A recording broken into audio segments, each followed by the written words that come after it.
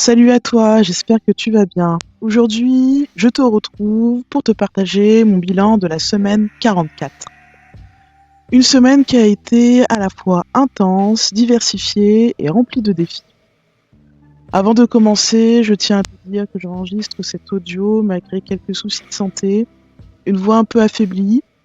Je me dis que c'est peut-être pas le meilleur moment pour capturer mes pensées, mais on fait avec ce qu'on a et on avance même avec un rythme lent.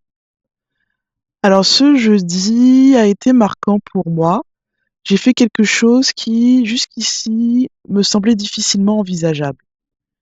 Une de mes clientes, Angeline, fondatrice de Conversation au féminin, m'a demandé un échange rapide suite à la livraison de certains éléments de son projet. Nous étions sur une semaine avec un jour férié, le vendredi, une situation qui comprime un peu la charge de travail. Malgré cela, j'ai accepté de caler ce rendez-vous à la dernière minute, par respect pour son projet, en précisant bien que je ne pouvais me libérer qu'une courte plage. Angeline a pu choisir le créneau. Malheureusement, après 10 minutes d'attente, j'ai quitté la salle de call. Ce moment m'a rappelé l'importance de respecter mon temps et celui de mes clientes, surtout quand je prends sur moi pour arranger un planning serré. Cette expérience a renforcé ma capacité à poser mes limites et à me positionner fermement, en expliquant clairement qu'un retard, surtout dans ces conditions, n'est pas acceptable pour moi. J'ai pu dire les choses avec respect et bienveillance, et Angeline a compris et s'est excusée.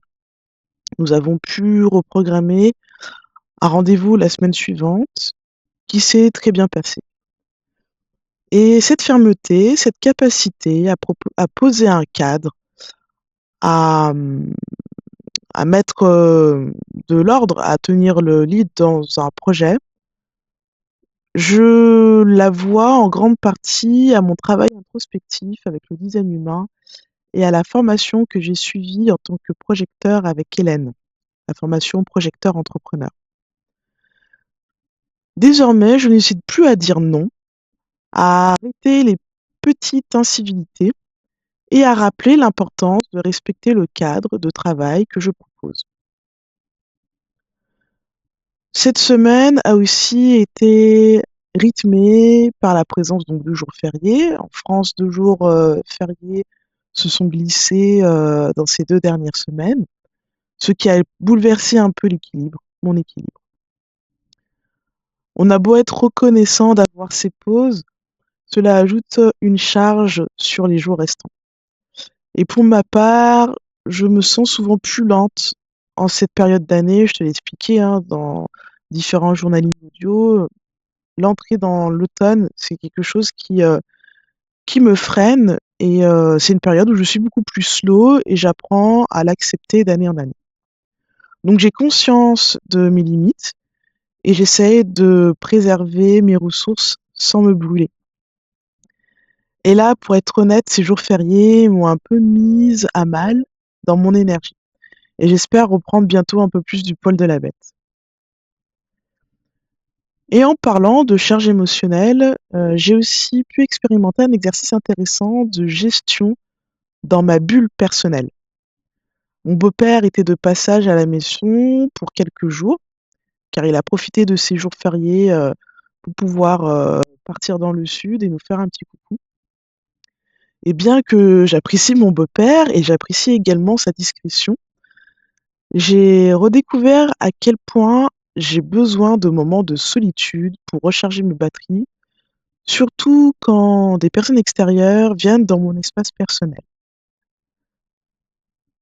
Cet été, j'ai remarqué et analysé ce besoin sous l'angle du design humain et cela m'a permis d'accepter et de structurer mes besoins de tranquillité.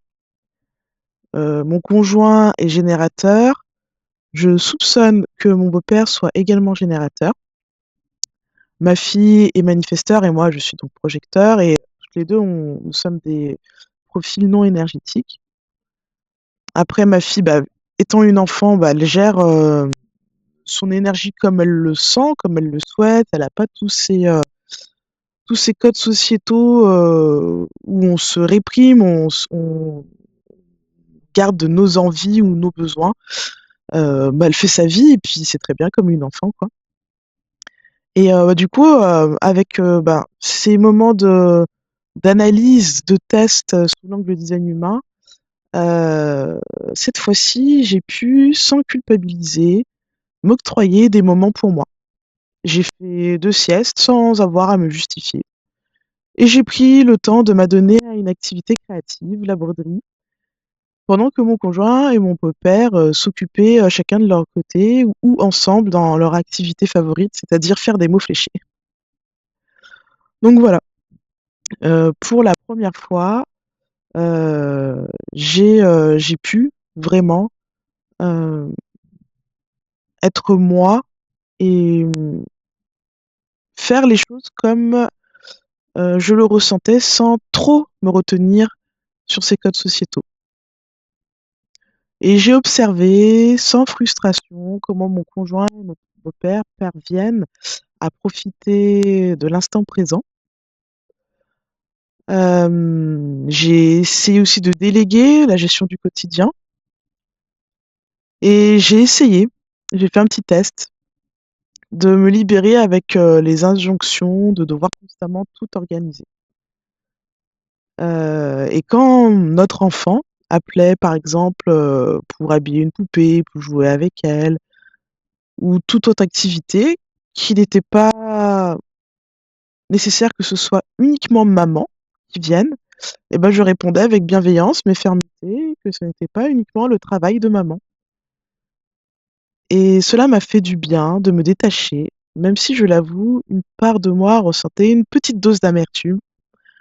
La dose d'amertume, c'est quand on voit monsieur et mon beau-père tranquillement installés sur le canapé, à faire une activité créative ou de loisir, entendre que notre enfant appelle sans forcément dire maman, mais que personne ne bouge et que c'est maman qui doit bouger.